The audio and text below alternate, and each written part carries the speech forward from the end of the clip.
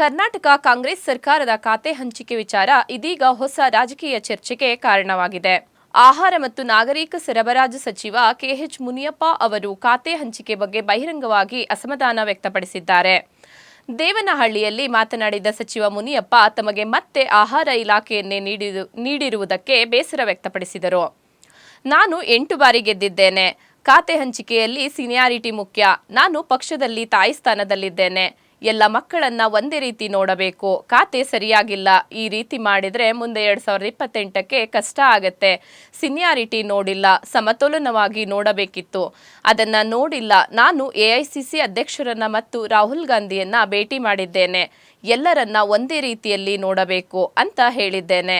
ನನ್ನ ಖಾತೆಯನ್ನ ಬದಲಾವಣೆ ಮಾಡಿ ಜನಸೇವೆ ಮಾಡಬೇಕಾದ ಖಾತೆ ನೀಡುವಂತೆ ಮನವಿ ಮಾಡಿದ್ದೇನೆ.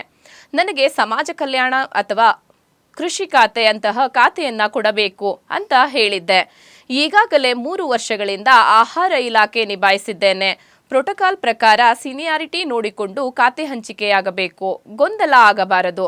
ಸರಿ ಮಾಡ್ತಾರೆ ಅನ್ನೋದನ್ನ ನಂಬಿದ್ದೇನೆ ಎಂದು ಬೇಸರ ವ್ಯಕ್ತಪಡಿಸಿದರು. ಖಾತೆ ಸರಿಯಾಗಿಲ್ಲ, ಸೀನಿಯಾರಿಟಿ ಮೇಂಟೈನ್ ಆಗಿಲ್ಲ. ರಾಮಲಿಂಗಾರೆಡ್ಡಿ 8 ಸಾರಿ, ನಾನು 8 ಸಾರಿ ಗೆದ್ದಿದ್ದೆ. ಈ ರೀತಿ 8, 7, 5, 6 ಎಲ್ಲ ಗೆದ್ದಿರೋ ಅದನ್ನ ಸಮತೋಲನವಾಗಿ ನೋಡಬೇಕಾಗಿತ್ತು. ನಾನು ಅಖಿಲ ಭಾರತ ಕಾಂಗ್ರೆಸ್ ಅಧ್ಯಕ್ಷರಿಗೆ ಮನವಿ ಮಾಡ್ತಿದ್ದೀನಿ, ತಾಯಿ ಸ್ಥಾನದಲ್ಲಿದ್ದೀರಿ, ಎಲ್ಲ ಮಕ್ಕಳನ್ನು ಒಂದೇ ತರ ನೋಡ್ಬೇಕು ಮತ್ತು ಸೀನಿಯಾರಿಟಿ ಮೇಂಟೈನ್ ಆಗ್ಬೇಕು. ಇವು ಮಾಡೋದ್ರಿಂದ ಮುಂದೆ 2028ಕ್ಕೆ ಕಾಂಗ್ರೆಸ್ ಬರೋದಕ್ಕೆ ದಾರಿ ಆಗ್ತದೆ ಅಂತೇಳಿ ಅವ್ರಿಗೆ ಮನವಿ ಮಾಡ್ತೀನಿ.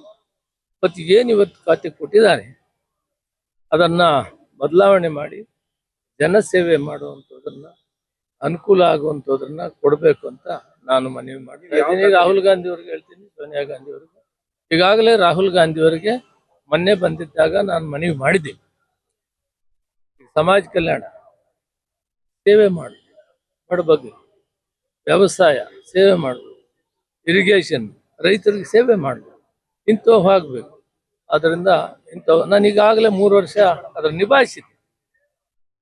ಅದನ್ನು ಈ ಏನು ಯಾವ್ಯಾವುದು ಪ್ರೋಟೋಕಾಲ್ನಲ್ಲಿ ಸೀನಿಯಾರಿಟಿ ಕೊಡಬೇಕನ್ನೋದನ್ನ ಅದನ್ನು ಕರೆಕ್ಟಾಗಿ ನೋಡಿಕೊಂಡು ಮಾಡಬೇಕು ಅಂತೇಳಿ ಮನವಿ ಮಾಡಿದ್ದೀನಿ. ಮತ್ತು ಈಗೂ ಕೂಡ ಅವ್ರಿಗೆ ಹೇಳ್ತೀನಿ, ಈ ಕೆಲಸ ಮಾಡೋದ್ರಿಂದ ಮುಂದೆ 2028ಕ್ಕೆ ಮತ್ತೆ ಸರ್ಕಾರ ಬರೋಕ್ಕೆ ದಾರಿ ಆಗ್ತದೆ. ಗೊಂದಲವಾಗಬಾರ್ದು. ಈಗಾಗಲೇ ಮನವಿ ಮಾಡಿದ್ದೀನಿ, ಸರಿ ಮಾಡ್ತಾರೆ ಅಂತ ಭಾವಿಸಿದ್ದೀನಿ.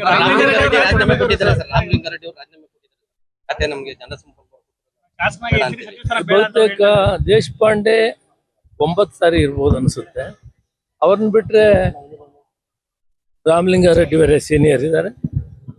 ಇವೆಲ್ಲನೂ ಕುಂತು ಇವತ್ತು ನಮ್ಮ ಡಿ ಕೆ ಶಿವಕುಮಾರ್ ಅವರು ಮುಖ್ಯಮಂತ್ರಿ, ಹೊಸದಾಗಿ ಆಗಿರುವಂತ ಹರಿಪ್ರಸಾದ್ ಅವರು ಇವರನ್ನ ವಿಶ್ವಾಸಕ್ಕೆ ತೆಗೆದುಕೊಂಡು ಇಲ್ಲಿ ಮೂಲಭೂತವಾಗಿ ಯಾರ್ಯಾರಿಗೆ ಯಾವ ಸ್ಥಾನಮಾನ ಕೊಟ್ಟರೆ ಮುಂದೆ 2028ಕ್ಕೆ ಸರ್ಕಾರ ಬರ್ತದೆ ಅನ್ನೋದನ್ನ ಚಿಂತನೆ ಮಾಡಿ ಮರುಪರಿಶೀಲನೆ ಮಾಡಿ ಕರೆಕ್ಟ್ ಮಾಡಬೇಕು ಅಂತ ನಾನು ಮನವಿ ಮಾಡ್ತೀನಿ.